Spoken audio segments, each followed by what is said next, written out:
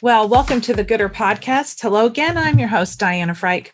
As partner and CMO of Retail Voodoo, an award-winning branding agency, I have met and worked with some of the most amazing women in the naturals industry, food, beverage, wellness, and fitness.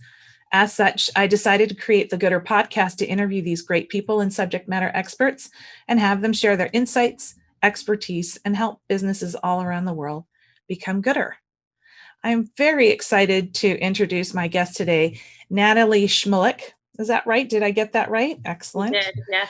She is the Hatchery CEO. We'll learn a little bit about the Hatchery soon, but she has over 6 years of food incubation experience.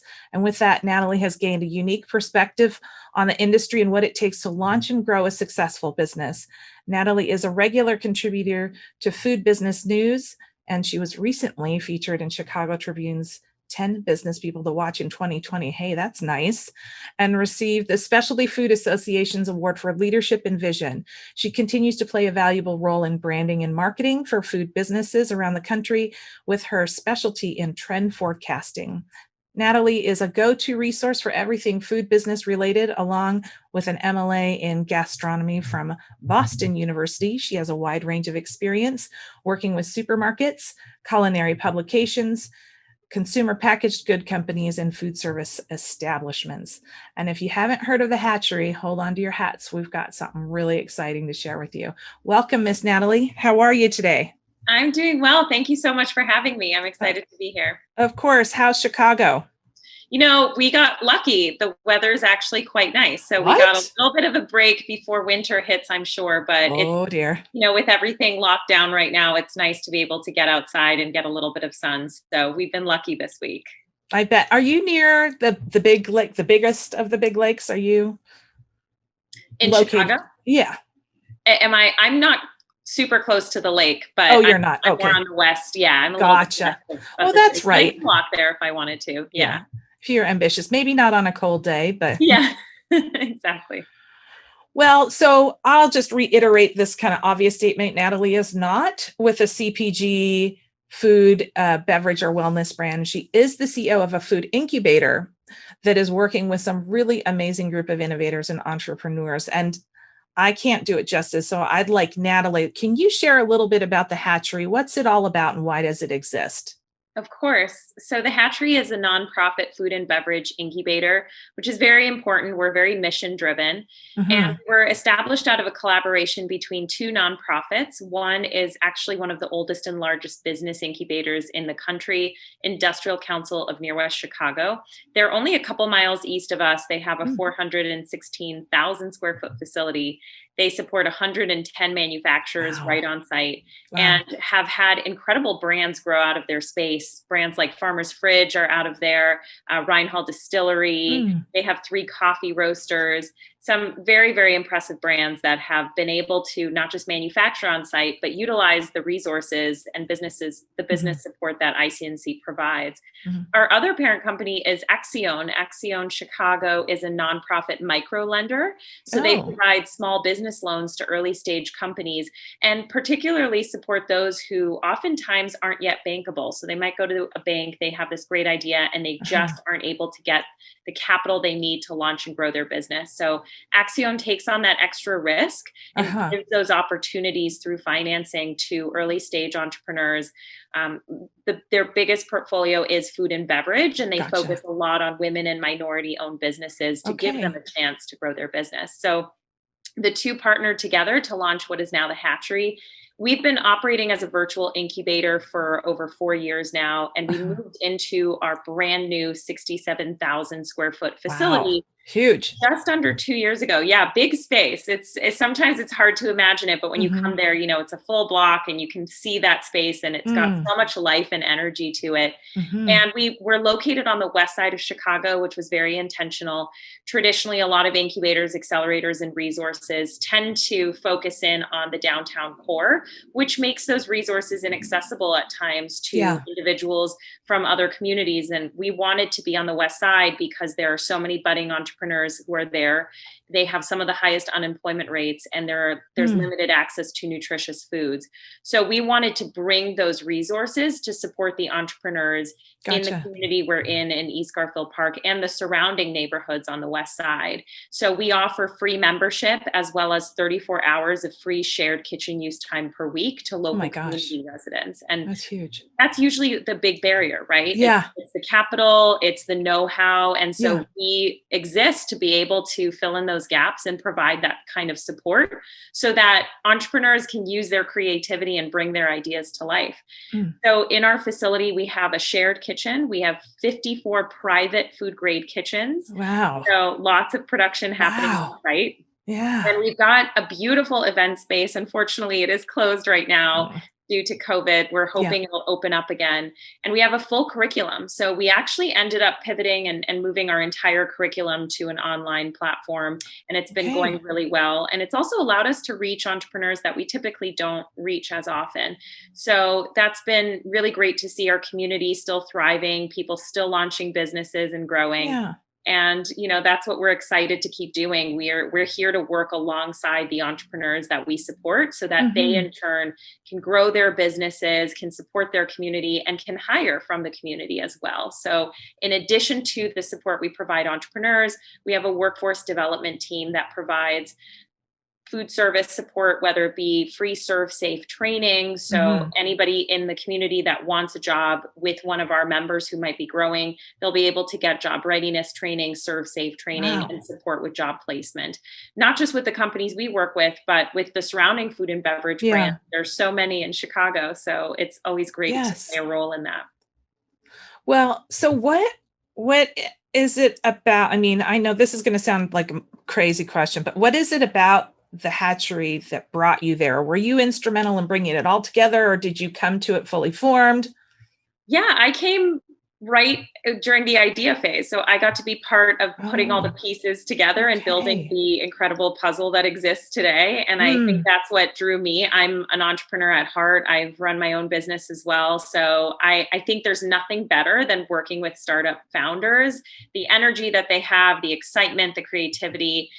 And sometimes it's just about being there to support them and trying to give them the access to the resources that they need, in hmm. addition to a community of like minded individuals. Hmm. One thing that we do at the hatchery is we offer a very holistic type of programming. So it's not just about the technical services you need to run a business, it's also Yeah. about how do you take care of yourself as an entrepreneur? Oh, How do nice. you build company culture? How do you work with your fellow entrepreneurs to band Right. together and create change? And that's always been really important to the organization and to Yeah. me personally. And so I came on board right as Axion and ICNC was thinking about launching this model. And I came in to create the business model for the hatchery, watch the building being Wow. built from the ground up, learned far more about construction than I ever imagined I would. Yeah. But it was an incredible experience. And we're lucky to be where we are today, where we, have this freedom to continue growing and continue innovating. One of the things that my business partner, David, told me about what you were doing. One of the things that had me so excited was your specific location within Chicago and the impact on the communities, which are predominantly um, businesses of color. But then there was like this added, and predominantly women based, I Yeah. think, too. And there were all of these elements of the hatchery that was so amazing for me. Is that why the hatchery is so important? Is it about giving this opportunity to people and communities that typically don't have access to the thinking and the ideas? Is that the importance, or is there more to it? I'd say that's exactly right. We are mission based, and for us, it's important to diversify the industry. I think we realize this now more than ever with a lot of the civil unrest that's going on, the Yes. conversations that have emerged. We realize that there's so much opportunity in this Hmm. industry, and it's a very powerful industry. But if we don't diversify products, we don't diversify the people who produce the products, if Yeah. we don't diversify the cultures that launch products, Yeah. then it's a disservice to everybody, because that's where we're able to bring our minds together and Yes. really ideate and meet the needs of the communities that we're in. So for us, it's very important. Traditionally, women and minority owned businesses have not been given the same opportunities Hmm. that, white men often receive. And for us, it's important to level the playing field and to Yeah. create opportunities, because we've seen it with funding, we've seen it with Yes. access to resources. Yes. And we've partnered with some incredible foundations and corporations who believe in this mission as well, and allow us to further support women run businesses and minority run businesses. And the majority of the companies that we do support who are enrolled in our Sprout program, which is a 6-month incubation program, where you take your idea and you Yeah. launch it at the end of the 6 months. Yeah. The majority of people enrolled in that program are women and minority owned businesses. Uh-huh. And we've seen incredible innovation that's come out of Great. that. And I think that's important for the world to see, because Yeah. now, we have retailers calling us and saying, hey, Oh, we nice. need to make sure we do a better job here. And there's Yes. distributors trying to figure it out. So I think the more we come to the table together, the more change we'll be able to create. Yeah. It said a couple of things there that I thought were really powerful. One is that you've got these retailers coming to you, and the fact that you have retail experience allows you to talk to them in ways that help them understand the impact. Like, you understand their need states, not just perfunctory, but like if at a higher level. And then also the other thing, and this is particularly why I was so excited to talk to you, was in the absence of having product and innovation that comes from communities that are underrepresented, like what you're doing right now, without having those products and without having those leaders visible and developing products and out in the marketplace, we actually do a disservice to consumers, I think, because there is a large set of consumers out there that are not being heard. Their needs are not being met. Both from everything from something simple like flavor profiles or products that they grew up with, but then secondly, we're also not meeting their nutritional needs. And so I see places like the hatchery being able to tackle some of those things just simply by providing opportunity and creating a visibility platform. And I love that. And because it needs to be both ways, right? It needs to be not only how are we serving this community of entrepreneurs, but what is the net benefit to the community at large from a consumer standpoint? And so love that. How involved do you get to be with some of these brands? Do you get to roll up your sleeves sometimes, or are you kind of running the ship right now, or a little of both? A little bit of both, I would say. And I think you bring up a really good point.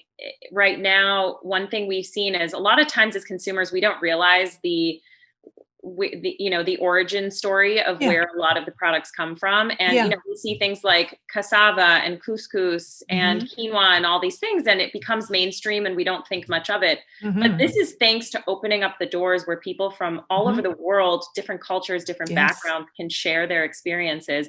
And that's what we've seen at the hatchery, are Hmm. incredible nutritionally dense products, sustainable products that are able to launch to market and meet that need that consumers have, Hmm. whether it be through the flavors, whether it be Hmm. through the nutritional content, Hmm. even through the value as a whole. Yes. I think that's so important. And that's something that we're always excited to see. And in addition, that two-way conversation with retailers, for us, it's important that any entrepreneur who comes out of the hatchery is a representative of the hatchery. So we want retailers to understand these are individuals who have the highest standards for food safety, because we are Yes. providing that training. We're ensuring that they Yes. understand what it takes to develop a safe and successful food and beverage company, and that they understand the language of retail. You can't Yes. just show up at a store, especially nowadays. You can't just show up at a store with an unwrapped package of No. muffins and say, hey, I'd like to sell this to you. We want to make sure that, we know buyers and retailers right now are going through a lot and they Hmm. don't have time to entertain every story. So we want to help the entrepreneurs refine their story, understand how to communicate, build the right sell sheet. So when a retailer hears from a Yes. hatchery member, they say, I know this person's ready. I know Yes. they're prepared. And so that's really important. Okay. For us and our team, we're a very small team. Uh-huh. So yes, we get very involved, and personally involved at times too. We're all invested. We're all working for this organization because we believe in the mission. So Yes. when the companies we were working with were struggling during the pandemic, we felt for them. We ourselves as an organization struggled, but we jumped right into action and wanted to make sure that we were going to be part of the solution and there to support these companies. So we spend as much time as we can. We work with over 200 companies, so we can't spend every week with every person, but we've Right. developed programming that allows Mm-hmm. our entrepreneurs to connect with one another, to get the information they need. We run coaching sessions frequently, and we sit there and we talk to them and we hear about the challenges they're facing and learn their needs. And that actually Mm-hmm. helps us better improve our programming as well. Mm. Well, maybe you could identify some of those things that are unique what do I want to say? Can you share some things that are unique about the hatchery that maybe better or really well funded incubators may not have to contend with? So I don't know if you'd consider them hurdles, but things that I don't know. I'll just leave the question like that. Well, I think there are some remarkable incubators and accelerators in this country, Yeah. and we work with many of them. Oh, you We do? actually, Okay. during the pandemic, we launched an incubator group where we met once a week actually to talk about Okay. what was happening in each incubator city and what could we all learn from one another. And it turned into an incredible collaborative environment to the point Uh-huh. where we've continued. We meet monthly with incubators like La Cocina from San Francisco, Hot Bread Kitchen in New York. We meet with Commonwealth Kitchen in Boston. I Oh, mean, a really incredible group of incubators that yes. all are here to serve entrepreneurs. And I think everything they're doing is incredible, and we all can learn from one another to Yes. be better as well. But I think one thing, certainly at the hatchery, that we pride ourselves on is, we are a community of entrepreneurs. So Yes. a lot of times, just understanding the journey of entrepreneurship is Mm-hmm. very important when talking with entrepreneurs. If I hadn't gone through it myself, if I hadn't run and operated a restaurant, I probably wouldn't have fully understand the immense highs and drastic lows that you experience. And so I Yes. can, when I talk to the entrepreneurs we work with, I can really sympathize and understand that this is why it's important for us to have a holistic program, because, we can't just say, do it this way and that's it. Right. This is a passion project for most Mm-hmm. entrepreneurs. And so we have to be there to understand why they're in this industry. We Mm-hmm. have to help them navigate their way to success. And in some ways, we also have to help them figure out how to close down the business because the proof of concept wasn't there. It's Mm-hmm. costing too much money. It's just not the right idea. But it's still, we want them to understand the success and even going through Mm-hmm. the journey. So, Yeah. there's both sides of it where we're there to be a supporter, whether it's, moving in another direction or continuing growth. And Mm-hmm. I think that translates in the community that's formed at the hatchery, which is this very collaborative community where we have very high profile CPG and resource companies like Ingredion and Kellogg with our X Yes. Bar, Griffith Foods, Synergy, who are all producing on site at the hatchery and provide Really? a service to the entrepreneurs. So if our startups need help with shelf life or reducing sugar or understanding packaging or scaling production, they can knock on their neighbor's door and they can have access to these incredible professionals who have great experience in this industry. Yeah. Whereas traditionally, finding a food scientist on your own can be really tough and really expensive. So this collaborative community has been wonderful. And we have Axion, a micro lender on site, who's our parent company. So Uh-huh. there's that additional resource of if Yeah. you need a loan, if you need financial support, you've got that on site. And, just being as well-rounded as possible. We wanted to have as much as we could under one roof so that Yes. not just producing there, but you've got your community, you've got your curriculum, you've got financing, everything that you need Yeah. on site. Well, what's kind of fun about this community is it's really it's kind of symbiotic, right? So you've got the these young scrappy, I don't know what I'm doing entrepreneurs that just have this passion. They've got this set of mentors that are on site, and simultaneously you have these people in these brands that have been around forever. Sometimes they could be even considered like the old stodgy skies, and they are surrounded by this youthful, like, powerful energy, and so they give each other the different kinds of teams give each other and support each other in different ways. Yes. It's that's super fun. Yeah, Yeah. exactly. I think, it's important to bring everyone into the conversation. And I know traditionally it can be scary as a startup when you're thinking, why am I talking to Kellogg's? Yeah. It can be overwhelming, and or sometimes there's that fear or that stigma Yeah. that comes with it. Are they going to try to take my idea?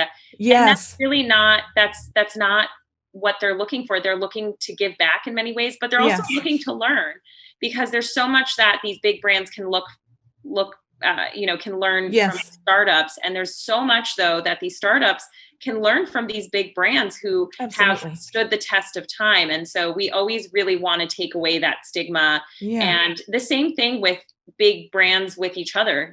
Our fiscal sponsors are Kellogg, Conagra, Griffith Foods. Wow. We never thought Kellogg and Conagra would come to the table together, but it makes this environment so much more exciting, because again, if we have these conversations together, we can do Mm-hmm. so much more for this industry. Mm-hmm.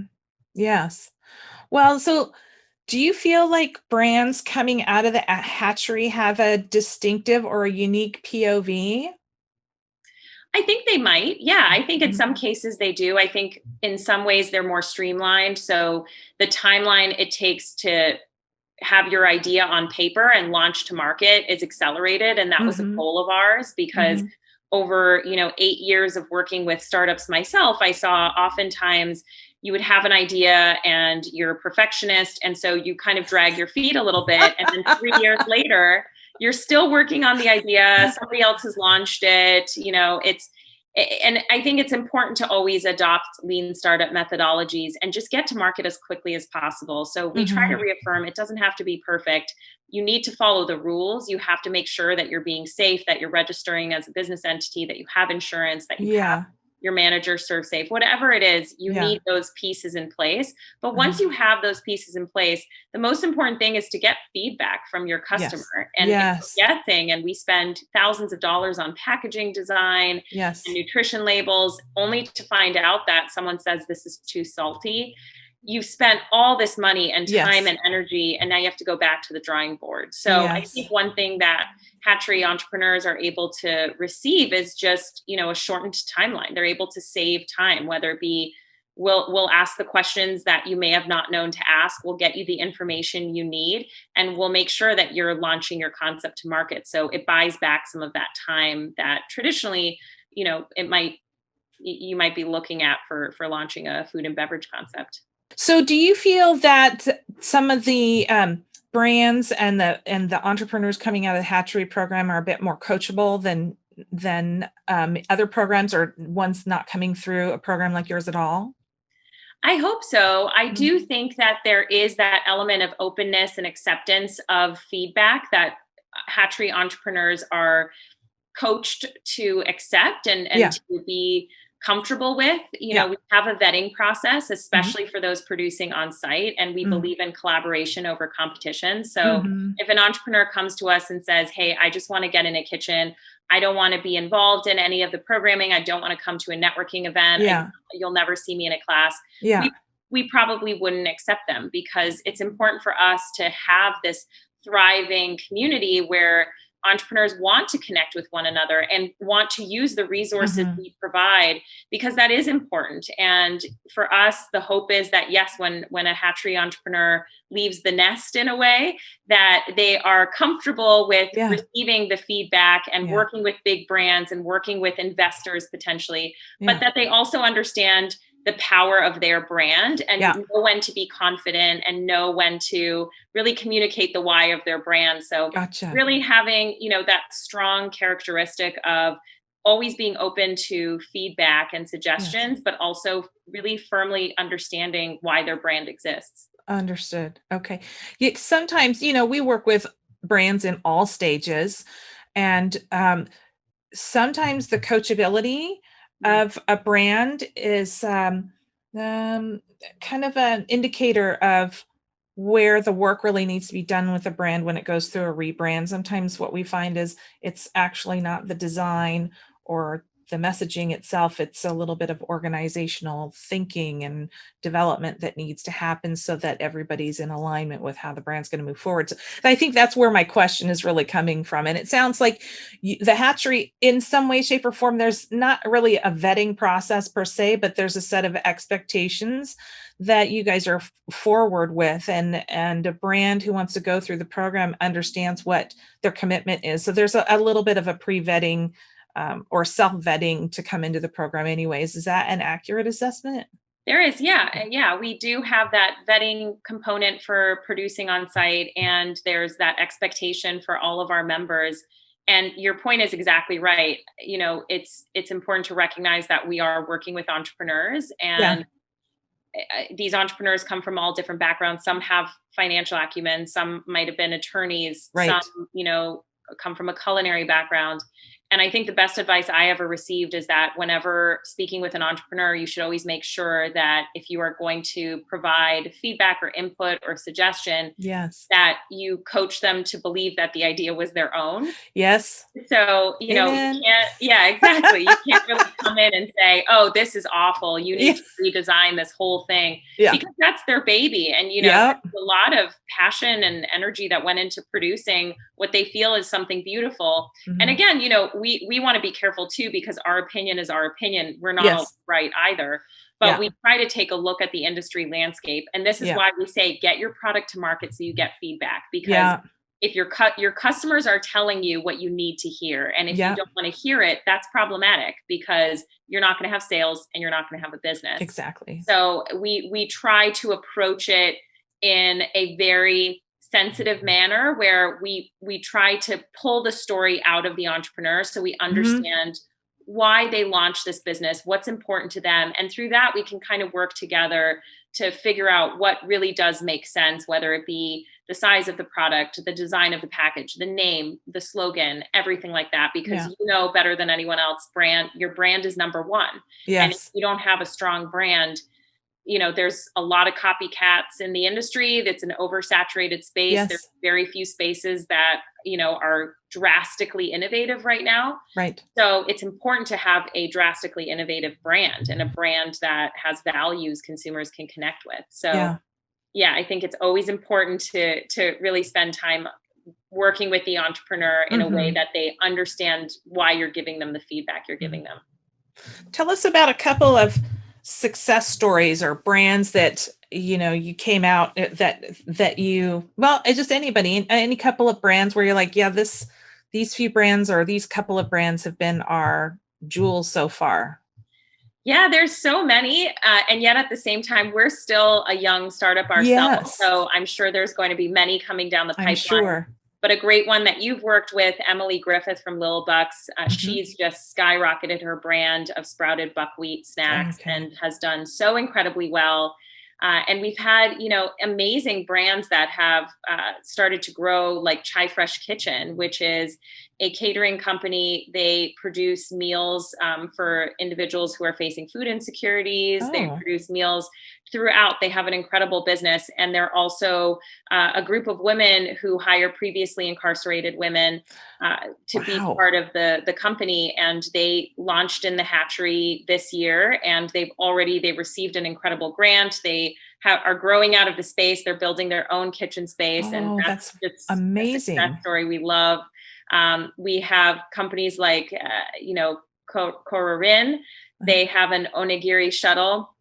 Beautiful packaging if you like Okay. Japanese food. I mean, they've done Okay. incredibly well. And again, knowing that delivery is just skyrocketing right now, Yes. going so well. Maya Camille from Justice of the Pies, she's participating in the James Beard Awards. She's Mhm. received a ton of press and just continues to Mm. work nonstop to provide her incredible savory and sweet pies.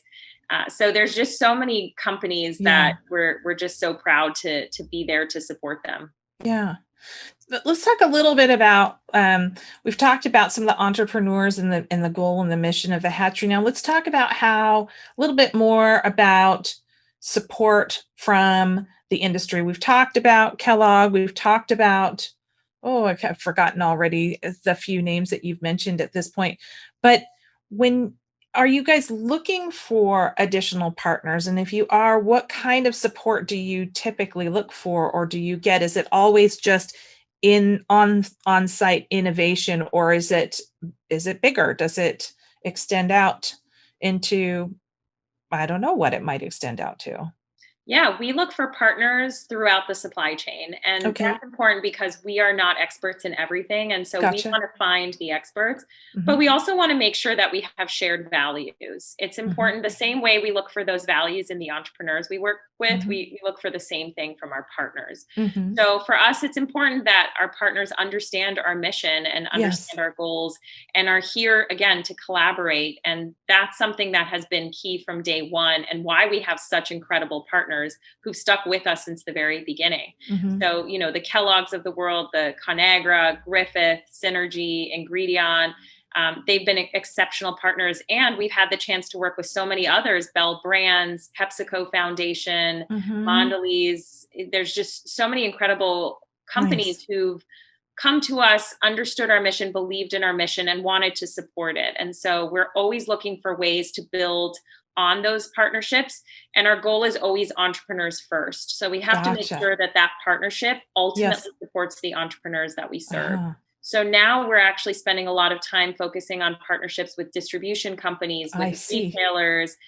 We want to make sure we kind of close the gap throughout Yes. so that we have experts who can talk with entrepreneurs every step of the way. Where are you sourcing your product? Yes. Where are you sourcing your packaging? Where do you print your packaging? Yes. Which distributor do you use? All of these aspects are so important. So, yes, we're always interested in connecting with, learning from, and working with other partners in the industry. Is there a Rick Bayless story here that I'm forgetting? There is. So we have the Culinary Impact Program, which we Uh-huh. partnered with Rick Bayless on. Okay. It's also on site at the hatchery, and it is a program to support youth from the south and west side of Chicago. It's a Uh-huh. subsidized program where they get culinary training. Unfortunately, due to the pandemic, we did put the program on On pause whole. because Uh-huh. we just realized the industry looks different right now, Yeah. especially food service. So we're taking a step back and trying to determine what are the needs right now. But Yeah. in the meantime, we pivoted, and in that kitchen, we've now launched what we call Hatch Made Meals. And this is a program where we actually pay catering companies to produce meals, which are then donated to local organization Yes. partners who help support those who are facing food insecurities. Uh-huh. So we are now producing 500 meals a week, which Wow. all these meals are donated. But even more important is these entrepreneurs who were really struggling, and especially for catering companies whose revenue hit zero due to the Yes. pandemic, they now are able to restart their business, to keep their business going with this steady stream of revenue. So Wow. we wanted to find a way, how do we support these companies? And we were lucky Yes. enough to have a very generous foundation partner sponsor the program for a year. Wow. In Seattle, we have a place called Fair Start. I'm not sure if you've heard about it, but it's a restaurant, and the concept is they recruit on some sort of rotation. They have chefs from around the city who come in and run the restaurant for a period of time. And the goal is to train people transitioning out of homelessness how to work in a restaurant. So they're Oh, working yeah, back of house, front of house, that sort of thing. And when COVID hit, of course, it all shut down. Now yeah, they've shut down front of house, but they've kept the back of house, and they're teaching meal prep and everything. And these yeah. meals are being distributed through the school system, because the schools here are delivering lunches and dinners and breakfast for free. Half of Oh, those meals are being prepped and donated by Fair Start. So similar program, a little different setup, but similarly, yeah. right? Oh, I love Um, that. yeah, and the distribution then is through all of the public schools, and so therefore much easier for families to access. It's been really quite successful. That's so good to hear. I love Yeah. programs like that. I do too. And it's a great, I mean, the food that comes out of there is pretty great too. Like, That's you have to, important. Yeah, yeah, that's really important. There's a yes, there's a sense of dignity to it as well. So, yes, people love to eat and they should eat good food. So, yeah. absolutely. Okay, so I want a little talk just briefly about this forecasting magic that you have. Let's talk a little bit about um, what that means, and if are you using it right now, and if so, how is that being used? Is it within the hatchery or is it elsewhere? Yeah, this is one of my personal passions. I love trend forecasting, but it Hmm. comes from an immense amount of research that I Yeah. do every day. So I read articles very consistently. We also partner with data companies. IRI, Data Yes. Central, and Mintel are all partners of the hatchery and Oh, have nice. an abundance of incredible data that Wow. helps not just our entrepreneurs, but helps us as an organization understand Yes. where the industry is headed. So we Yes. take a look at the big data, we take a look at information that's already well immersed in the space, and then we also utilize our own data. So we run a monthly starting a food business class. We're the only ones in the city that Okay. runs this. And we Okay. see 30 to 50 new food and beverage entrepreneurs every month. And Wow. that gives us very keen insights because these are now consumers turned entrepreneurs because Yep. they see a gap in the industry.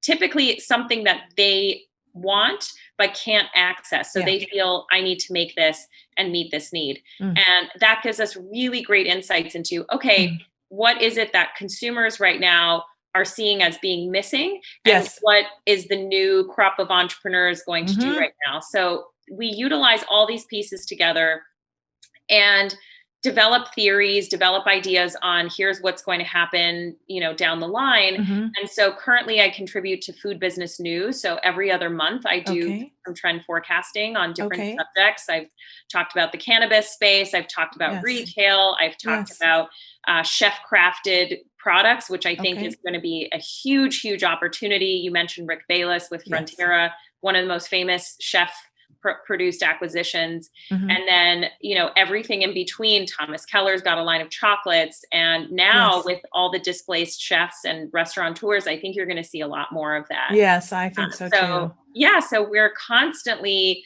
keeping our eyes open and thinking through what's going to happen so that we can best educate our entrepreneurs. But Gotcha. then we also share our insights and present to a lot of innovation teams at big CPG companies Gotcha. and throughout. So we're always excited to share that and our insights on incubation. So we support incubators from all over the world who are trying to create similar concepts. And, Wow. it's always fun to share our learnings. So a little bit of you're if you aren't already, you're maybe moving towards being the hub of incubators. Maybe maybe, a little bit, maybe a little bit. maybe. Yeah. I It think might be an ambitious statement there, but I'll just throw it out there. Why not? yeah, we would love to be. Our goal is really we want to be that Yeah. standard for incubation best Yeah. practices. But we learned so much from the incubators that are out there too. So for us, Sure. it's equally rewarding just hearing some of the great programs that others Yeah. are doing, and we can kind of exchange information. Yeah. Well, we're kind of wrapping up here at the end, but along that line of forecasting and innovation, I always ask all of my guests, what kind of trends do you see coming up in the future that have kind of got you excited? I don't know if it's flavor or if it's a distribution model or something, I don't know, but what are you excited to see right now? Wow, that is a great question. There's a lot of innovation happening right now. I think in flavor, we're actually going to be talking about some exciting flavor innovations at our Okay. fundraiser. So on December 10th, and anyone Okay. can register. We've got our annual fundraiser. It will be virtual, and Synergy Okay. Flavors is actually going to be talking about some flavor insights on Okay. what's to All come. right. But lots in the beverage space. I would tell everybody right now, expect to see some incredible innovation and vibrant flavors coming in the beverage space. That's one thing Oh, that we saw a lot of when everyone shifted to meal delivery yes. or curbside pickup was Yes. people were ordering meals, but there were fewer orders of beverages because you can go to your local store and buy a Coke or Yes. whatever it might be. But consumers actually wanted the same experience when you go in a store and we make our own bitters, we make our own Yes. shrubs and Yes. really fun vibrant Yes. cocktails or mocktails, and we're starting to see that with restaurants offering Really? cocktail kits. But I think you're Okay. going to see a lot in flavor innovation for beverage. Okay. Retail is going to be the biggest piece of innovation. The physical space going to drastically change. And I think the two areas that we focus a lot on are the bulk bin area and the hot Yes. food bar, but Yes. also the frozen space, because Hmm. that is going to be one of the most unique opportunities in that frozen aisle, which Really? traditionally you kind of stay away from the frozen aisle, or you assume, oh, this is good, like a backup plan. I'm going to get a frozen pizza. That's not the case anymore. The No. innovation and the quality of food coming out of the frozen aisle, that Yes. will continue. And that's Okay. actually the next topic I'm covering for Food Business News, is actually going to be on the frozen baked goods space, which Oh, you're going to see a lot of interesting stuff around there. We've interesting. already seen some great launches. So that's going to be exciting to see. And, we're kind of paying close attention. We have some really good ideas of what's going to happen in retail, and how there will be some shifts in the way you navigate the retail environment. It might shrink a little bit, but it's going to be a much safer and more exciting experience as you go shopping, because Okay. now it's kind of a rushed, uncomfortable experience, Yes. mostly because of the concern with COVID. But there's a lot of opportunity. Emily from Pop Up Grocer has already been doing that. The small, curated, fun Yes. space that you're excited to go into. It's Hmm. a place of discovery. So Hmm. there's going to be a lot of innovation there. So Interesting. yeah, and then I think the other thing, while it does and doesn't relate as directly to food, but I think the biggest thing we're going to see right now is changing in the times we eat and what we eat during those times, Uh-huh. because we see in a lot of cities right now there's limited dining, if at all, indoor Yeah. dining. And because more people are working from home, traditional lunch times might change. So you might see people starting to have lunch at 10 a.m. or 3 p.m., Right. sticking with dinners. And there might be some new categories. We know there was this pre-breakfast category. So if you Yes. were working out, or you just wanted a bite before you launch into your day and have Yeah. a more robust breakfast, there's probably going to be these interesting new snacking times as people continue to work from home. Day parts are changing. That is really fantastic. Would you be able to, if you remember in all your things, send up a flare or shoot me a link of that article when it comes live? I would love Oh, to read sure. that. Yeah. Yeah, yeah, yeah. You Yeah. know, is there any special fact about the hatchery that you'd like to share with people? Like, if there's just the one takeaway, here's some special fact that you should know about the hatchery before we wrap up.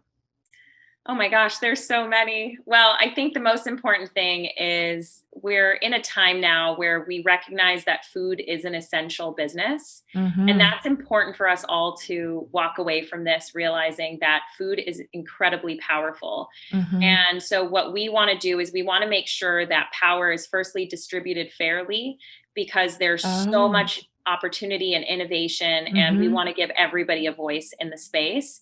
And we just want to make sure that we can bring the community together. We want the community to come together. We want all of the folks in the industry to come together and really try to support the neighborhoods that we all feed, and the entrepreneurs that are doing such great work. And I Yes. think that's the biggest thing. I think now's the time for us all to really collaborate and Mm-hmm. to, just create those opportunities. We know that sustainability is more and more important. We know that accessibility is more and more important. And so, that's something that's always top of mind at the hatchery is, Yeah. safety, accessibility, and, just creating a better world as much as we can. Yes. Excellent. How are you keeping yourself sane these days? That's a I big question. The question if I am sane. Mhm. I think that it's I think the biggest thing is to give yourself space. And this is something we try to work with our entrepreneurs on as well, is just being okay with not being okay every now and then, and making Mhm. sure that you can also disconnect. And Mhm. everybody copes differently and at different times. And so it's important for our team. We all, we're dealing with different things, and Yes. it's an adjustment for sure. Yes. So I think for me, making sure that I can detach whenever possible, get outside, Yeah. take care of my, mental and physical health, all very important. We'll see what happens in the winter right now, because it'll be a very different story.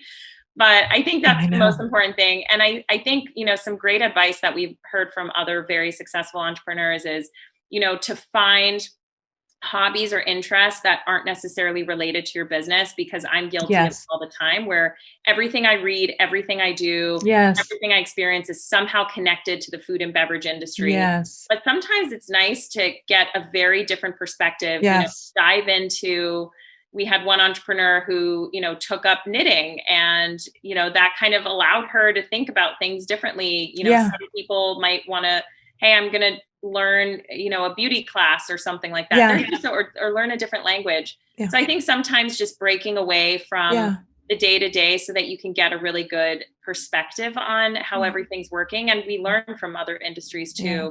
That's just that's a nice way to kind of move away from what we're always doing and get a little bit of a break from it all. Yeah. Wow. So before we go, if anybody wanted to reach out to you, either just to learn more, or to participate in your program in some way, what's the best way, or what's your preferred way of them reaching out to you? Is it LinkedIn, or do you want them to email you directly? Sure. If it's to reach out to me, they can certainly find me on LinkedIn. Great. And you can see my articles there, all of that. If it's for the hatchery, the best way is come check out our website. We always love to share stories on our website. We have all of our programming listed and more information about our mission. So www.thehatcherychicago.org. Or you can always you can email us at info@thehatcherychicago.org as well. Or you can leave a comment in our inquiry form on our website. But we have social media channels. We have Facebook, we have Instagram, we have Twitter.